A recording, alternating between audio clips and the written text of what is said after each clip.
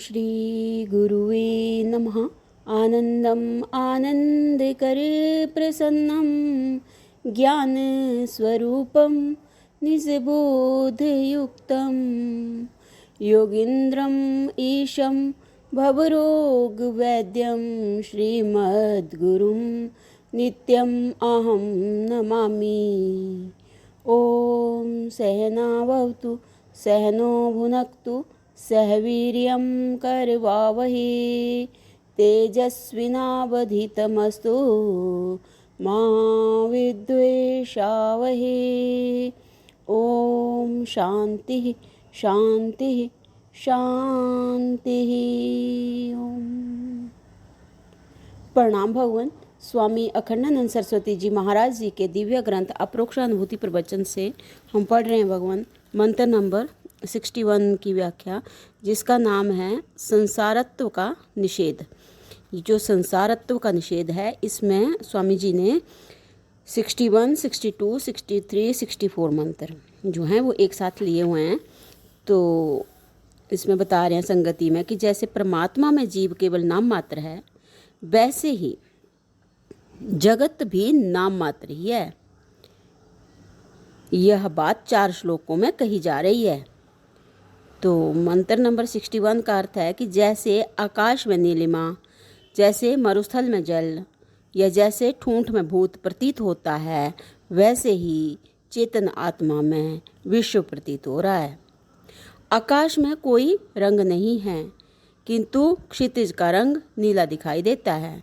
मरुस्थल की तपती रेत में जल का लेश नहीं है, किंतु सूर्य की किरणों के वक्री भवन से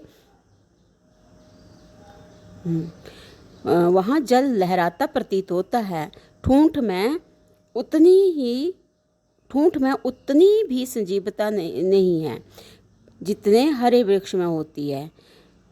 इसी प्रकार चेतन अद्वितीय आत्मा में सर्वथा विपरीत भेद पूर्ण जड़ जगत अज्ञान से प्रतीत हो रहा है।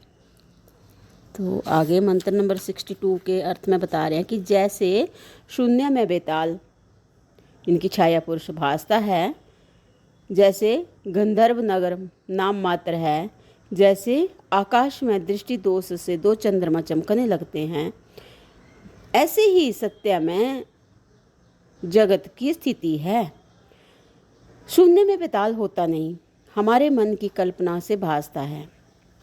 आकाश में गंधर्व नगर होता नहीं, हमारे मन की कल्पना से दिखाई पड़ सकता है। आकाश में 2 चंद्रमा होते नहीं, हमारी दृष्टि में दोष होने से ही दिखाई देते हैं। इसी प्रकार जब हम परिच्छिन्न देह में मैं करके फिर शून्य को देखते हैं, तो संसार सच्चा प्रतीत होता है। इसी प्रकार जब हम परिच्छिन्न देह में मैं करके फिर शून्य को देखते हैं, तो संसार सच्चा प्रतीत होता है। जब हम इस परिच्छिन्न देह में मैं की स्थापना करके अपने को देखते हैं, तभी जीव की कल्पना करते हैं। तत्व की दृष्टि से देखें तो ना जीव है ना जगत, एक परमात्मा ही परिपूर्ण है।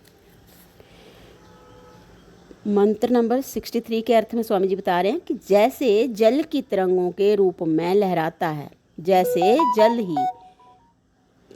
जल ही तरंगों के रूप में लहराता है, जैसे तांबा ही बर्तन बना है, ऐसे ही आत्मा ही ब्रह्मांड रूप है। जैसे लहरियाँ उठती हैं, ज्वार आता है, पुइयाँ उड़ती हैं, पर इन सब रूपों में जल का ही विलास है। जैसे तांबा ही नाना प्रकार के बर्तनों का रूप ले लेता है, इसी प्रकार परमात्मा ही जगत रूप में स्फुरित हो रहा है। मंत्र नंबर 64 के अर्थ में स्वामी जी बोल रहे हैं कि जैसे घड़े के नाम से पृथ्वी और वस्त्र के नाम से सूत ही है। घड़े के नाम से पृथ्वी और वस्त्र के नाम से सूत ही है। इसी प्रकार जगत के उन रूपों में भी चित सत्ता ही है। घड़ा क्या है? घड़े का नाम है। घड़े के नाम से मिट्टी ही स्थित है। घड़े के नाम से मिट्टी ही स्थित है, जिसे वस्त्र कहा जाता है वह सूतों का समूह ही है। ऐसे ही जगत के नाम से अपना आत्मा ही है।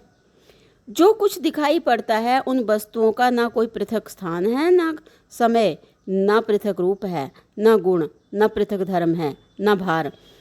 हवाई जहाज से देखें तो पृथ्वी के नगर घरौंदे जैसे दिखाई पड़ते हैं। इसका अर्थ है कि हमें जो संसार दृष्टिगोचर हो रहा है उसमें हम जहाँ बैठकर देख रहे हैं उस स्थान का महत्व है। हम शरीर में बैठकर देखते हैं तो संसार बहुत बड़ा दिखाई पड़ता है। हम छोटे बन गए तो संसार बड़ा हो गया। देह में मैं करके हमने अपनी आयु 50-100 वर्ष मान ली तो संसार की आयु सैकड़ों करोड़ों वर्ष की हो गई। अच्छा, बोल रहे हैं कि देह में मैं करके हमने अपनी आयु 50 या 100 वर्ष मान ली तो संसार की आयु करोड़ों वर्ष हो गई। हमने अपने को 3.5 हाथ का मान लिया तो विश्व करोड़ों मील विस्तार वाला समझ में आने लगा। हम अपने को 1.5-2 मन का समझने लगे तो जगत करोड़ों मन का लगने लगा। एक देह में मैं कर लेने से ही यह देश काल वस्तुओं की महत्ता जान पड़ती है, अन्यथा हमारे स्वरूप में जगत प्रतीति मात्र है। तो यहाँ पर भगवान हमारे जो ये मंत्र हैं संसारत्व का निषेध, ये यहाँ पे विराम लेता है। और अगला जो हमारा टॉपिक चलेगा वो है ब्रह्ममय व्यवहार।